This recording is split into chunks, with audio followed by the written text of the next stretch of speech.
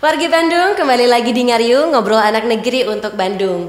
Bagi wargi Bandung yang belum menonton episode sebelumnya, bisa langsung scroll YouTube channel Diskominfo Kota Bandung. Jangan lupa di like, komen, subscribe, dan di-share sebanyak-banyaknya.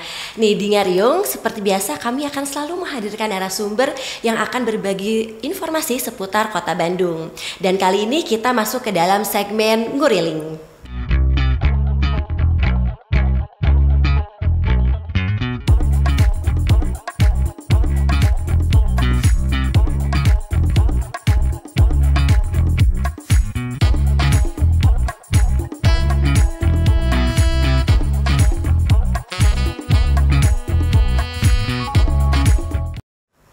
Nah, untuk segmen Nguriling ini, kami ada kerjasama Humas Bandung dengan BNN Kota Bandung.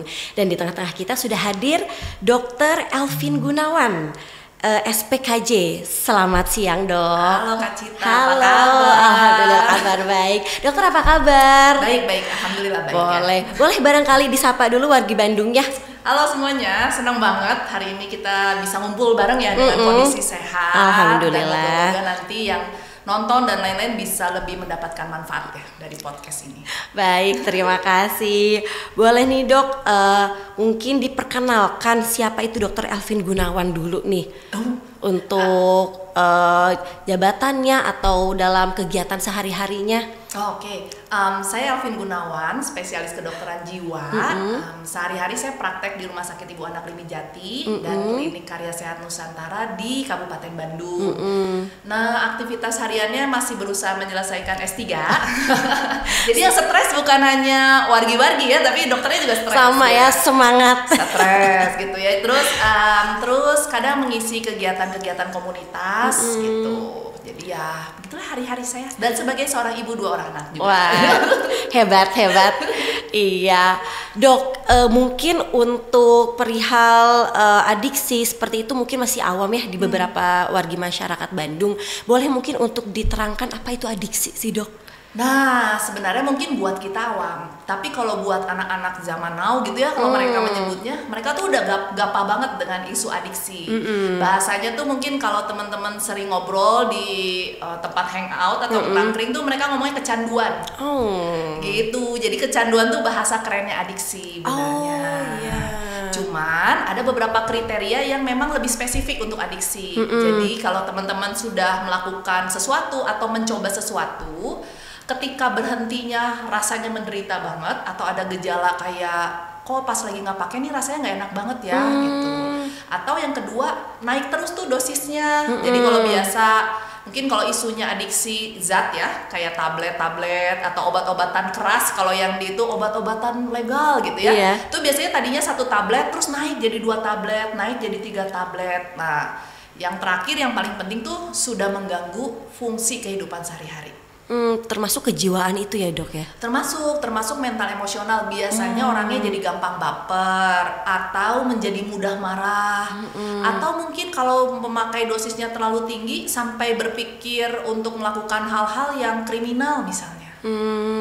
Jadi itu termasuk penyebabnya juga ya, beberapa penyebabnya untuk adiksi sendiri. Nah, jadi untuk adiksi sendiri itu penyebabnya banyak. Kita melihatnya faktor biologis, psikologis, sosial, cultural, dan spiritual. Jadi kalau misalnya biologis, contohnya pada anak-anak yang ketika proses kehamilannya dari ibu-ibu yang kondisinya stres. Oh, itu juga bisa. Sangat. Atau dalam proses tumbuh kembangnya ternyata anak-anak ini terlahir di keluarga yang kayak perang dunia mulu ya di rumahnya. Sehingga level stresnya akan lebih rendah dibandingkan orang-orang yang lahir dari keluarga hangat. Gitu. Nah, yang kedua faktor psikologis. Kayaknya kalau isu mental health ini kan sudah famous banget ya. Anak-anak yang memang lebih mudah stres atau tekanan-tekanan kerja yang luar biasa itu menyebabkan resiko penggunaan zatnya lebih tinggi. Sesederhana paling mudah tuh alkohol. Jadi kalau misalnya kita lihat tempat-tempat yang ada tempat minum alkohol dan lain-lainnya kan nggak jarang sepi ya. Mungkin kalau dicek ya banyak yang stres dan memerlukan bantuan lebih. Belum lagi sosial. Dan terakhir ya cultural dan spiritual. Jadi memang adiksi itu sesuatu hal yang luas banget. Iya. Kalau untuk penyebabnya sendiri yang mengalami adiksi itu seperti apa sih, Dok? Nah, karena tadi faktornya biopsikososial, cultural, spiritual, jadi luas banget Kak Cita. Bisa sesederhana ya dari pergaulan atau peer support, itu yang paling sering saya temuin sih. Udah teh di rumahnya nggak merasa dilindungi, kurang tati tayang di rumahnya, Tati tayang. Terus pas dia ketemu teman-teman ternyata ngajaknya menggunakan zat. Ternyata enak ya, ternyata jadi tenang ya, ternyata bisa bantu tidur ya, sehingga mereka akhirnya memilih menggunakan zat-zat itu dan tidak bisa mengontrolnya dengan baik. Jadi di sini lingkungan juga penting ya dok ya? Sangat banget. Jadi kalau misalnya bicara tentang adiksi, emang nggak bisa jadi tugasnya BNN aja, nanti BNN-nya stres semua. Tapi juga tugasnya bagaimana ketahanan keluarga dibangun dari awal. Jadi memang kita harus menghadirkan keluarga-keluarga yang siap menjadi ayah dan ibu sehat, dalam tanda kutip ya, secara mental. Jadi maksudnya untuk perannya dokter sendiri itu bisa jadi ibu atau bapaknya kayak gitu misalkan dalam proses penyembuhan. Kalau proses penyembuhan bahkan di awal-awal tuh mereka curhat dulu. Oh, lebih kayak Gitu, psikolog lagi gitu ya. Jadi ada proses pendampingan psikologis dan ada pendampingan medis. Karena kan putus zat adiksi itu nggak enak banget. Ada yang cemas, ada yang ngeblank, ada yang sampai nggak bisa kerja, ada yang tidur aja, ada yang sampai dia harus menggunakan zat-zat lain untuk nutupnya. Jadi memang banyak sekali dampak ketika dia langsung berhenti tiba-tiba. Nah makanya di situ perlu pendampingan medis. Tapi juga sama harus memerlukan pendampingan psikologis. Dan yang paling penting jangan lupa pendampingan keluarga. Oh iya. Tapi kalau tadi dokter bilang ada yang ada yang bisa sampai tidur atau misalkan ada yang cemasnya berlebih. Nah, itu tergantung orangnya atau masing-masing penggunaannya itu ada ini buat tidur nih, ini buat happy terus nih. Nah, ada yang sifatnya memang depresan, ada yang sifatnya stimulan. Jadi kalau misalnya teman-teman sering dengar ada yang menggunakan sabu nih atau metamfetamin atau Inex, nah itu memang buat bikin euforia.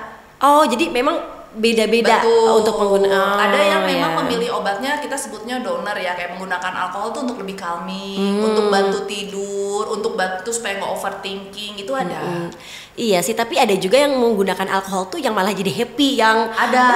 Iya kayak gitu-gitu ya. Oh betul ya. Dan berarti kalau penggunaannya kayak gitu termasuk alkohol tergantung orangnya juga ya dok ya? Betul, makanya adiksi itu sebenarnya salah satu bentuk mekanisme coping kita. Jadi kalau kita punya stres nih, kan kalau kita survei mungkin ada 20 orang cara nyelesain stresnya beda-beda ya. Iya betul. Ada yang makan seblak udah happy kan udah. Ada emak-emak yang shopping aja udah happy, bisa check out juga udah happy, ya udah nggak apa-apa. Tapi ada yang ternyata kurang loh dengan cara-cara itu, dia memang akhirnya memilih zat-zat ini. Gitu. Atau bahkan ada yang larinya ke game online kalau memang. Jadi kita sebutnya coping mechanism yang maladaptif. Jadi dia pengen menyelesaikan stres dia tapi dengan cara yang salah. Iya. Dan kalau udah yang terlanjur menggunakan adiksi, itu gimana bisa keluarnya itu dok? Nah ini tergantung. Ada yang memang penggunaannya sudah lama, jadi targetnya memang bukan berhenti, tapi bagaimana dia menurunkan dosis secara bertahap sampai suatu saat tuh dosis minimal atau dia bisa berhenti tuh udah alhamdulillah banget. Tapi tadi perjalanannya nggak bisa kayak makan cabai besok sembuh. Langsung itu nggak bisa ya? Bener. Jadi harus ada prosesnya. Betul. Kalau adiksi itu kan kadang orang kalau nggak paham banget, dia akan bilang oh ini kurang iman, ini kurang belajar, ini kurang dukungan. Sebenarnya enggak. Jadi makanya semua harus ngariung bareng untuk menyelesaikan masalah ini. Jadi keluarganya harus ikutan, dia juga harus akses layanan kesehatan, dia juga harus akses dari dampingan teman-teman psikolog. Jadi memang harus lintas sektor ya kalau saya bilang. Dukungan dari keluarga juga itu sangat penting sih ya dok. Penting banget. Kebayang tuh cita-cita lamun misalnya saya teh make obat supaya saya bisa tidurnya, gara-gara di rumah gandeng wae berantem mulu. Bandungna keluar. Ya, tiba-tiba Sundana keluar. Nah, terus nu ieu ngawek-wek wae gitu nya. Terus kumaha? Stres gitu ya. Iya, terus si ya. anaknya suruh tidur dengan mendengar itu kan udah nggak mungkin. Nggak bisa. Jadi akhirnya dia memerlukan obat itu dengan mungkin dosisnya jadi naik terus. Tapi kan cobanya kalau yang di rumahnya agak tenang, syahdu kan mungkin dia tuh dosisnya bisa dengan mudah turun. Benar. Gitu. Jadi kadang saya sering banget ketemu pasien yang memang menggunakan zat ini karena yang faktor eksternalnya udah nggak bisa diapa-apain. Akhirnya ya cara dia beradaptasi dengan faktor internalnya menggunakan zat. Tapi itu bisa berapa lama sih dok untuk proses penurunan atau mungkin sampai bisa berhenti? Mungkin sampai 1 tahun atau beberapa bulan? Oh, ada yang sudah puluhan tahun juga nggak sembuh-sembuh tuh ada. Gitu. Jadi makanya kalau saya lagi ngisi tuh saya suka bilang lebih baik mencegah daripada udah menggunakan lalu berusaha untuk sembuh. Aduh. Gitu, karena PR-nya panjang ya. PR-nya bicara tentang penguatan diri sendiri. Dirinya memang sudah termotivasi nggak untuk melakukan proses penyembuhan. Karena perjalanan sembuh tuh lama banget. Kalau teori itu ada yang bilang sampai 12 tahun bahkan. 12 tahun ya? Iya, nah terus keluarganya mau ngebantu juga nggak? Jangan keluarganya udah ketemu, oh udah direhab nih di BNN kota, udah gitu udah aja tanggung jawabnya sekedar BNN aja. Atau ini mumpung udah berobat nih di dokter Elvin, jadi berobat aja di dokter. Dan keluarganya lepas tangan gitu ya? Nah, kan udah dibiayain gitu iya. Ya. Nah terus lingkungan sekitarnya membantu juga nggak? Kalau mereka masih memberikan stigma, ya akan sulit. Tapi kalau mereka mau nerima, tuh enak banget. Jadi ada penelitian dulu bareng LSM Grafik bareng sama teman-teman BNN juga. Jadi kita melihat bagaimana peran pendamping lapangan atau body dengan dukungan keluarga itu sangat membantu proses berhenti pasien. Tapi ada nggak pasien dokter yang paling cepat tuh berapa lama? Paling cepat? Kalau dia baru-baru kena ya, misalnya nyoba, ya, langsung ini salah ya juga gitu, berhenti gitu. Nah itu cepat banget. Oh itu cepat hitungan bulan ya berarti. Apalagi kalau dia punya ini ya, punya harapan kalau aku bilang. Jadi yang menentukan pasien bisa cepat atau enggak tuh anchor dia di masa depan. Hidup saya tuh harus lebih baik karena ABCDFG gitu loba harapannya biasanya gancang. Motivasi juga sih ya. Tapi lamun ditanya rek naon atuh kapayun nya. Ting cenah. Ya ngajalankeun we insyaallah ya rezekina. Nah eta lieur. Ngalir we abi mah cenah. Hidup mah flow like water. Nah, lamun Sundana mah flow like water. Nah eta itu lieur dan ngomong gitu. Naon atunya yang bisa membuat dia teh punya semangat untuk lebih baik. Iya, kita juga sebagai dokter mungkin agak pusing juga ya kalau mendapat kayak gitu ya. Bener. Jadi kayak pengobatan lain lah sebenarnya kalau misalnya saya harus minum obat darah tinggi dengan teratur nih supaya saya jangan sampai serangan jantung, saya jangan sampai stroke. Nah, sehingga harapan dia untuk tetap sehat kan membantu dia lebih telaten kan. Iya, betul. Coba kalau geus lah, lamun dipanggil nggak geus rezekina, nah selesai tuh biasanya. Aduh, iya gitu. sih.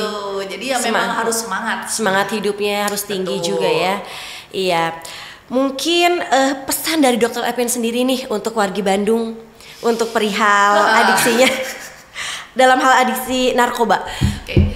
Jadi intinya teman-teman kalau yang sudah tahu kalau teman-teman masuk ke dalam lingkungan yang penuh dengan teman-teman yang pakai adiksi atau teman-teman juga udah ngerasa nih kayaknya saya adiksi atau bahkan ragu, teman-teman boleh cari pertolongan secepatnya. Ada teman-teman di puskesmas, ada teman-teman BNN kota yang memberikan layanan konsultasi gratis. Jadi boleh banget loh diakses itu.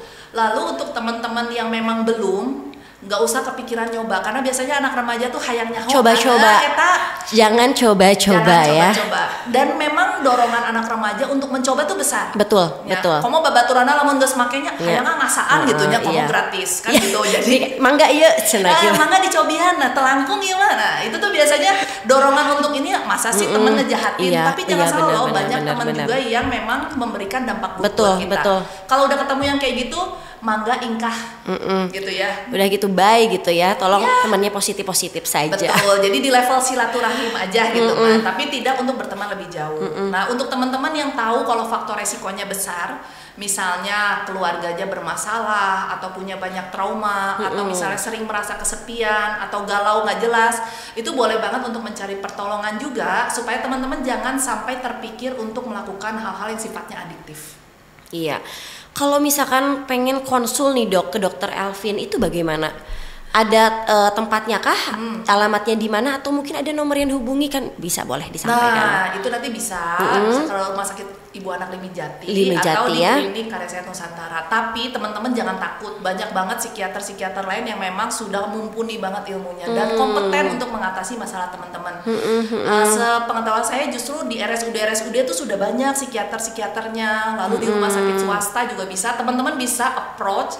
Dan kalau misalnya teman-teman punya BPJS, boleh coba mengakses dengan menggunakan BPJS. Baik. Berarti untuk konsultasi juga itu bisa ya dok ya, hanya sekedar konsultasi bisa ya? Jadi teman-teman boleh minta rujukan seperti dari PPK 1 dari puskesmas, dokter-dokter puskesmas juga sudah sangat mahir ya dengan isu kesehatan jiwa. Jadi nanti mereka bisa merujuk nih ke teman-teman psikiater. Nah nanti di teman-teman psikiater ada yang ditata laksana apakah memang memerlukan pengobatan atau memang ini bisa konseling aja. Gitu. Jadi kadang kita suka stigma ya, kalau ke psikiater pasti kasih obat. Ya iyalah, orang datangnya udah mau bunuh diri, udah menyakiti diri sendiri, udah putus harapan, kita harus kasih bantuan secepatnya. Nah tapi kalau teman-teman dari awal udah, aku kok galau nih udah 2 minggu, boleh lo akses. Atau kok aku udah 2 minggu ini sering banget ya menggunakan obat-obat tertentu, rasanya nyaman, tenang, itu boleh akses teman-teman BNN untuk mengklarifikasi, bener nggak sih saya adiksi, bener nggak sih saya perlu tata laksana lebih lanjut. Jadi jangan self diagnose. Kan suka cocok logi masalahnya, nanti tiba-tiba buka terus nyari sendiri terus nyocokkan, ayo orang pisan ya kayak gitu kan, bahaya udah kayak gitu. Terus berobat deh kesal nakannya, tapi ngomong ke babaturan atau misalnya bikin di story gitunya, jika ada orang iya gitu, tekan dirinya gitu. Dan kalau misalkan pasien dari dokter sendiri nih, itu kisaran di umur berapa sih dok? Kalau sekarang kayak cukup banyak ya, yang umur 20-an gitu ya, 20-an, 30-an ya. Under 20 ada? Ada. Aduh. Karena ya itu, tidak semua orang tua siap menjadi orang tua, tidak semua lingkungan tuh aman untuk kita tumbuh dan berkembang. Oke. Kalau via BNN ini, mohon maaf ini berbayar apa tidak? Kalau teman-teman BNN tuh gratis. Oh gratis. Jadi teman-teman boleh akses. Jadi kalau saya bilang ini mumpung aya layanana, akses. Iya. Tong nepi ka galau sorangan, terus udah gitu bingung mencari pertolongan, padahal pertolongan tuh tersedia di mana aja. Masalahnya kita mau cari atau enggak. Oh berarti gratis tuh dalam datang ke tempatnya langsung bisa, konsultasi detail pun juga bisa ya? Nah itu nanti bisa akses. Kalau saran saya sih kalau bisa datang langsung lebih enak. Mending datang, lebih enak ngobrolnya. Betul. Ya kayak gini. Kalau saya bilang ngagibah sehat lah ya gitu. Jadi nanti teman-teman BNN pun sudah terlatih mana yang sudah ini kayaknya nggak adiksi deh, tapi ini punya mental health issues yang memerlukan tata laksana lebih karena takutnya nanti jatuh ke adiksi itu bisa. Atau misalnya kita udah ngelihat nih orang tua kita make, terus kita bilang aduh saya nggak pengen deh make kayak orang tua saya, pengen saya punya masa depan, pengen punya masa depan yang lebih baik, itu boleh. Sehingga nanti teman-teman BNN bisa membekali bagaimana punya kontrol diri yang lebih baik, bagaimana punya resilience yang lebih baik. Jadi kontrol atau berobat itu belum tentu harus nunggu sakit. Kalau saya mah medical check up dan tiap 6 bulan nggak apa-apa curhat. Tiba-tiba curhat terus cerita ke teman terus kita cemas. Ini bakal bocor tuh ya, bakal digibahin lagi tuh ya. Jama orang nyari tanah soal obat deh cenah. Nah, kan mendingan cerita di tempat yang tepat. Terpercaya rahasianya. Bener. Aman pokoknya. Nah, jadi gitu. tong ketika curhatnya beki galau. Ulah. Kayak kalau jadi sieun teu bisa sare aduh kumaha. Overthinking. Malah make lagi saking overthinking gitu. Tauna isu karena kejadian. Aduh. Iya nih dok, nih karena kita bentar lagi nih dalam rangka peringatan Hari Kemerdekaan Indonesia yang ke-78, pesan lagi boleh untuk generasi muda khususnya di Kota Bandung. Nah, kayak ini ya, kayak calon ini ya. Gini, jadi intinya teman-teman belajarlah memerdekakan diri sendiri. Wah, dan itu sederhana banget caranya, dengan cara menjadi diri sendiri. Kalau sudah tahu kita punya banyak perilaku, banyak emosi negatif yang membuat kita terpenjara, cari pertolongan supaya kita bisa merdeka. Bahagia tuh receh loh. Bener kan Kak Cinta? Betul. Kalau saya sih makan di warteg aja udah bahagia banget. Karena tiap orang punya standar bahagia beda-beda. Betul. Kita punya waktu luang aja itu udah bahagia sih. Bener. Kayak gitu. Bisa tiduran maskerannya udah alhamdulillah banget. Rebahan kan, sambil main HP itu udah aduh surga gitu. Gitu. Jadi makanya teman-teman kalau memang udah galau, terus ada pas kita udah tahu nih, saya yakin banget teman-teman tuh udah tahu mana zat yang disebut narkotika, psikotropika, itu pasti udah tahu banget. Kalau sudah tahu dan ada temen yang nawarin, memang tujuannya nolong. Tapi jangan kaget loh, adiksi itu awalnya enak. Jadi zat adiksi itu semua enak. Awalnya. Iya, kamu lamun teu moal payu meureun. Nya sih. Nya lamana dagang makan kudu ngeunah heula. Nah, tapi masalahnya di belakangnya enggak enak. Gitu. Dan jangan sampai kita terpenjara dengan penjara adiksi yang mungkin membuat kita seumur hidup harus berhadapan dengan perilaku adiksi kita. Mohon maaf, itu ini terakhir pertanyaan dari saya. Apakah ada yang sampai meninggal? Oh ada. Ada, jadi makanya adiksi itu setiap orang, makanya adiksi itu kan mekanisme coping yang maladaptif. Nah, kalau kita sudah sadar ya alhamdulillah banget gitu ya, kita ikro dari kehidupan, terus baca juga pelajaran-pelajaran, oh iya nya adiksi teh, oh saya teh ternyata tergantung ya dengan zat ini untuk tidur, dengan zat ini untuk bahagia. Nah, sudah dikenalin, kalau nggak ngerti caranya, tanya ke profesional. Tong nanya ke pencarian online, Google. Kayak ketemunya ilmu testimoni, beki galau deh, oh kunaon orang kieu. Nah, akhirnya meratapi hidup, ya jadinya penyesalan. Udah paling bener datang ke Dokter Elvin. Benar, hidup tuh harus move on lah. Ya. Jadi kalau udah pernah masuk ke adiksi, jangan putus asa. Oke. Cari pertolongan supaya kita bisa move on. Gitu, wargi Gitu. Bandung. Oke nih Dok, kita sudah sampai di penghujung acara. Gimana kalau kita kuis sebelum penutupan? Hits. Eits. Kenapa ya? Hadiahnya apa nih Kak? Aduh. Kalau harus sekarang harus nanya nih, Els rewardnya juga apa nih? di belakang nih. Ini kita jawab cepat. Oh, Jawab cepat. Saya kasih pilihan nanti dokter jawab cepat. Oke? Aku yang jawab? Betul. Oh, oke. Siap? 1, 2, 3. Cilok atau bala-bala? cilok. Bajigur bandrek? Bajigur. Angklung atau suling? Suling. Suling. Museum atau wahana permainan? Permainan. Hiking atau nongkrong di taman terbuka Nongkrong. hijau? Nongkrong Ya di kafe-kafe gitu ya. Iya, di taman kita sawios, di warung kopi Yang- kita sawios. yang penting nongkrong. Namun hiking berat, faktor U rentak dan jompo. Oh, dokter juga seperti itu ternyata ya, sama kayak kita ya. Lebih panjang waktu haheho Gitu daripada ya. nyampe ke puncak gitu. Baik, terima kasih dok atas waktunya. Sama-sama, Kak Cita. Dan jawab cepatnya oke banget. Oke banget ya. Iya teman-teman, terima kasih sudah menyaksikan Ngariung. Dan di segmen Nguriling kali ini saya Cita pamit undur. Saya Elvin Gunawan, sampai ketemu lagi. Bye, terima kasih.